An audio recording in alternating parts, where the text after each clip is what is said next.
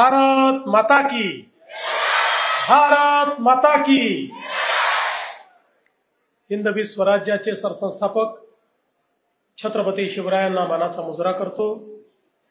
भारतीय राज्यघटनेचे शिल्पकार भारतरत्न डॉक्टर बाबासाहेब आंबेडकर यांना मानवंदना अर्पित करतो। आज जिच्या सत्काराकरता आपण सगळे लोक या ठिकाणी एकत्रित आलो आहोत, जागतिक स्तरावर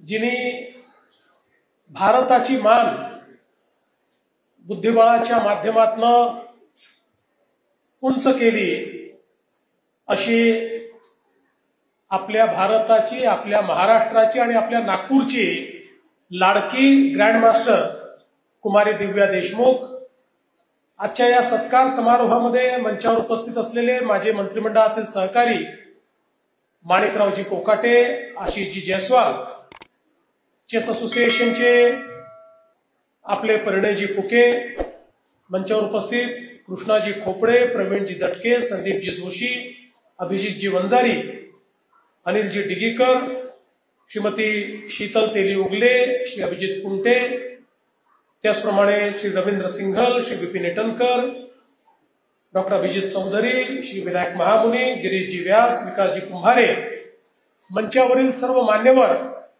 आणि या ठिकाणी उपस्थित सर्व आमचे विद्यार्थी, विशेष उपस्थित दिव्याचे आई आणि वडील। खरं म्हणजे त्यांना वर बोलवू असं आम्ही म्हटलं, पण दिव्याने सांगितलं की त्यांना हा सोहळा खाली बसूनच बघायचा आहे।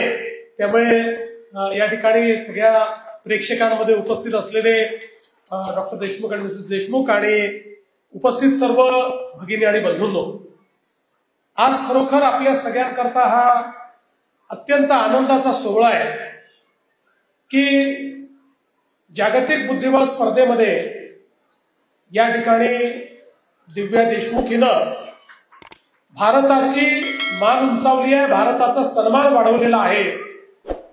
आणि खरं म्हणजे दिव्या, तुझ्या विजयाचा 3 प्रकारे मला आनंद झाला।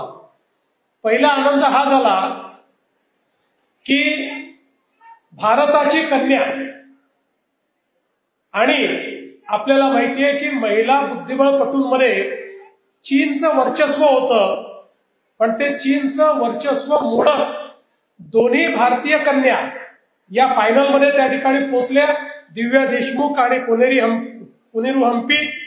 आणि त्या दोघींच्या या खेळामध्ये दिव्याने हा विजय मिळवला, म्हणून एक भारतीय म्हणून मला तुझा खूप मोठा अभिमान आहे। दुसरा मला या गोष्टीचा अभिमान आहे की माझ्या महाराष्ट्राची कन्या, छत्रपती शिवरायांचा महाराष्ट्र, या महाराष्ट्राची कन्या जागतिक स्तरावर भारताचं नाव उंच करते, म्हणून महाराष्ट्राचा मुख्यमंत्री म्हणून मला तुझा अभिमान आहे।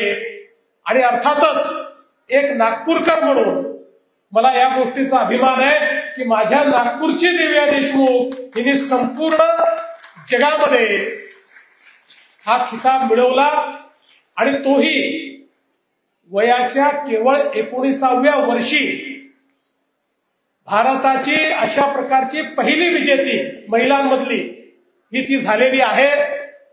मला असं वाटतं की खरोखर इतक्या कमी वयामध्ये इतक्या उंचीवर जाणं, याच्या पाठीमागे निश्चितपणे तिची मेहनत, तिच्या आईवडिलांचा पाठिंबा, तिच्या प्रशिक्षकांची मेहनत आणि अर्थातच सगळ्यांचा आशीर्वाद हा महत्वाचा ठरलेला आहे। आणि म्हणूनच आपण हा निर्णय केला की जिने आपला सन्मान वाढवला, तिचा नागरी सन्मान हा आपण केला पाहिजे। आणि म्हणूनच महाराष्ट्र शासनाच्या वतीनं आज आपण हा सन्मान या ठिकाणी आयोजित केला, आणि या सन्मानाच्या माध्यमातून हा केवळ तिचा सन्मान म्हणून आपण कार्यक्रम घेतलेला नाही, तर महाराष्ट्रातल्या आणि देशातल्या हजारो मुलांना, मुलींना प्रेरणा देण्याकरता तुम्ही देखील मनात ठरवलं तर हे करू शकता. दिव्यांनी करून दाखवलंय आणि म्हणून सर्वांना प्रेरणा मिळावी याकरता खरं म्हणजे हा सन्मान या ठिकाणी आपण आयोजित केला. आणि मला खरोखर आनंद आहे की ज्या प्रकारे नागपूरकरांनी दिव्याचं स्वागत केलं आणि संपूर्ण देशामध्ये खूप मोठ्या प्रमाणात या विजयाचं स्वागत झालं. खरं म्हणजे आमच्या मंत्रिमंडळामध्ये देखील आम्ही दिव्याच्या अभिनंदनाचा प्रस्ताव पारित केला आणि हा प्रस्ताव पारित होत असताना दिव्या तुझ्यामुळे आम्हालाही कसा सन्मान मिळतो बघ, हा प्रस्ताव पारित होत असताना आमचे भुजबळ साहेब मिश्किलपणे म्हणाले की नागपूरच्या लोकांचं बुद्धिबळात जरा जास्तीच थोडं त्या ठिकाणी त्यांना गती आहे आणि ते जास्तीच बुद्धिमान दिसतात. अशा प्रकारे तुझ्यामुळे आम्हालाही, आम्ही पण बुद्धिबळ खेळतो पण आम्ही राजकारणात खेळतो, आम्ही नॉकआउट करतो, आम्ही चेकमेट करतो. पण मला असं वाटतं की तू जे काही केलेलं आहेस म्हणजे खरं तर 7व्या वर्षी अंडर-9 मधली चॅम्पियनशिप जिंकण्यापासनं जी एक सुरुवात तू केली ती थांबलीच नाही. आणि मला असं वाटतं की ही सातत्याने एक एक शिखर दिव्या चढत गेली. आणि ही गोष्टही महत्वाची आहे की ती तिच्या प्रशिक्षकांनाही विसरली नाही. राहुल जोशी सरांचं तिने नाव घेतलं, त्यांना तिने समर्पित केलं, ते आपल्यामध्ये नाही आहे.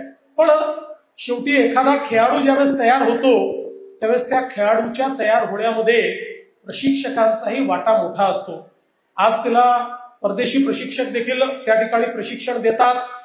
पण मला असं वाटतं की या कमी वयामध्ये इतकं फोकस ठेवणं, ज्यावेळी अनेक गोष्टी आपल्याला खुणावत असतात, ज्यावेळी अलीकडच्या काळामध्ये तर वेगवेगळ्या प्रकारचं मनोरंजनाच्या संधी, म्हणजे अनेक वेळा आपण बघतो की 19व्या वर्षी तर आजकाल मोबाईलच हातातनं सुटत नाही.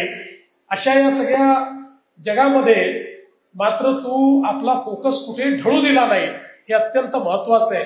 शेवटी बुद्धिबळ एक असा खेळ आहे की ज्याच्यामध्ये खूप स्पॉन्टेनिटी लागते, ज्याच्यामध्ये खूप फोकस लागतो, ज्याच्यामध्ये खूप अलर्टनेस लागतो. या सगळ्या गोष्टी एकत्रितपणे त्या ठिकाणी लागतात. आणि आपल्याला माहितीये की ज्या प्रकारचं प्रोफेशनलिझम हे बुद्धिबळात आपल्याला पाहायला मिळतं. खरं तर आपण विचार केला, मी देखील खूप मोठा क्रिकेट फॅन आहे, पण क्रिकेटच्या वर्ल्ड कपमध्ये 7 ते 10 देश फक्त त्या ठिकाणी खेळतात. पण बुद्धिबळामध्ये 100 पेक्षा जास्त देश खेळतात.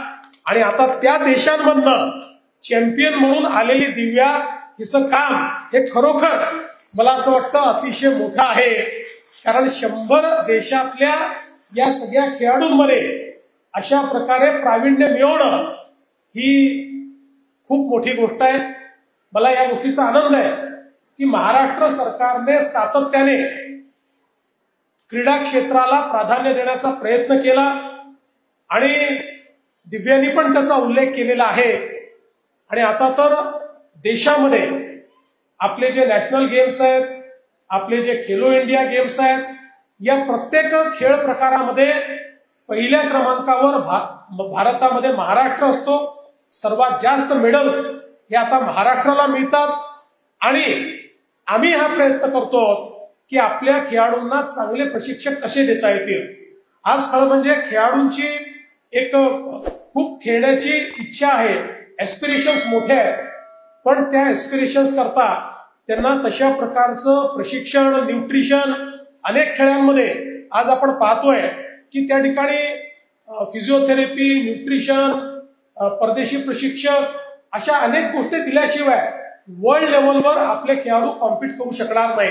आणि म्हणून आम्ही निर्णय मागच्या वर्षी घेतला की आपल्या खेळाडूंना ऑलिम्पिक पर्यंत पोहोचवायचं असेल, वेगवेगळ्या खेळात जर त्यांना प्रावीण्य द्यायचं असेल तर त्यांच्याकरता आपल्याला आता न्यूट्रिशनिस्ट असतील, त्याच्याकरता फिजिओथेरपिस्ट असतील, किंवा आवश्यक असेल तर परदेशी प्रशिक्षक असतील, हेही अवेलेबल करून दिले पाहिजेत.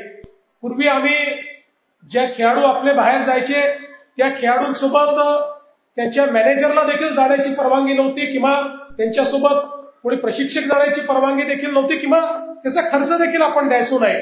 तेही सगळे नियम आपण बदलले, कारण आता खेळ हा प्रोफेशनल झालेला आहे. या खेळामध्ये खेळाडू तर महत्वाचा आहेच, पण त्या खेळाडूची ही सगळी जी व्यवस्था आहे, कारण इतरांजवळ ही सगळी व्यवस्था असते आणि आपल्या खेळाडूजवळ जर ही व्यवस्था नसेल तर आपला खेळाडू त्या ठिकाणी कशा प्रकारे कम्पीट करेल.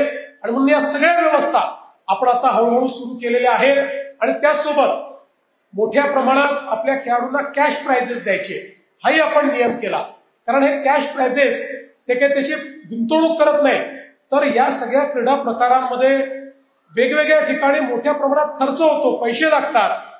अनेक वेळा घरचे लोक हे त्या ठिकाणी पैसा लावल्यानंतरही त्यांचेही लिमिटेशन्स असतात. आणि मग अशा परिस्थितीमध्ये एखादा होतकरू खेळाडू केवळ पैसे नाहीत म्हणून त्या ठिकाणी खेळू शकत नाही. आणि म्हणून त्यांना काय जी मदत करता येईल ती मदत आपण करतो. आज देखील आपण मागच्या काळामध्ये दिव्याला 1 कोटी रुपयाचा पुरस्कार मिळाला. आज 3 कोटी रुपयाचा चेक आपण दिलेला आहे. अनेकांच्या मनामध्ये आलं असेल की हा तर तुम्ही नकली चेक दिला, हा तर काही बँकेत जाऊन देता येत नाही, तुम्ही खरा चेक देणार आहेत की नाही. म्हणून आधीच सांगून देतो, विशेषतः प्रेस करता सांगतो की आज हा चेक द्यायचा होता आणि तुम्ही प्रश्न विचारणार म्हणून आम्ही कालच तिच्या खात्यामध्ये RTGSने 3 कोटी रुपये जमा करून दिलेले आहेत. त्यामुळे उधारीचं काम नाहीये. पण मला असं वाटतं की 3 कोटी रुपये महत्वाची गोष्ट नाहीये, तर ती अजून पुढे गेली पाहिजे. याकरता जे जे करण्याची आवश्यकता आहे ते करण्याकरता महाराष्ट्र सरकार हे तिच्या पाठीशी आणि तिच्यासारख्या खेळाडूंच्या पाठीशी सातत्याने उभा राहील, हा विश्वास या निमित्ताने मी देतो. आणि विशेषतः चेस असोसिएशनने एक या ठिकाणी भूमिका मांडलेली आहे की आता जी एक जागतिक स्पर्धा आहे ती महाराष्ट्रामध्ये घेतली पाहिजे. तर स्पर्धा घेणं नाही घेणं हे तर तुमच्या हाती आहे, तुम्ही त्याच्यामध्ये प्रयत्न करणार आहात. पण तुम्ही जर स्पर्धा खेचून आणली तर त्या स्पर्धेकरता जे जे लागेल ते क्रीडा मंत्री आणि आम्ही सगळे मिळून निश्चितपणे करू, हा विश्वास मी तुम्हाला देतो. आणि नागपूरच्या तमाम नागपूरकरांच्या वतीनं आणि महाराष्ट्रातल्या 13 कोटी जनतेच्या वतीनं दिव्या तुझं खूप मनापासून अभिनंदन करतो.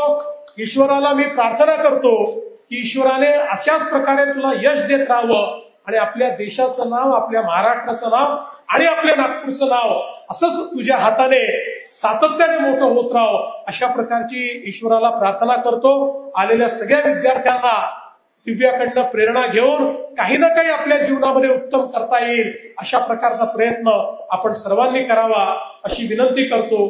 पुन्हा एकदा क्रीडा विभागाने आणि आपल्या चेस असोसिएशनने हा चांगला कार्यक्रम या ठिकाणी घडवून आणला, त्याबद्दल त्यांचं मनापासून अभिनंदन करून माझे 2 शब्द संपवतो. धन्यवाद.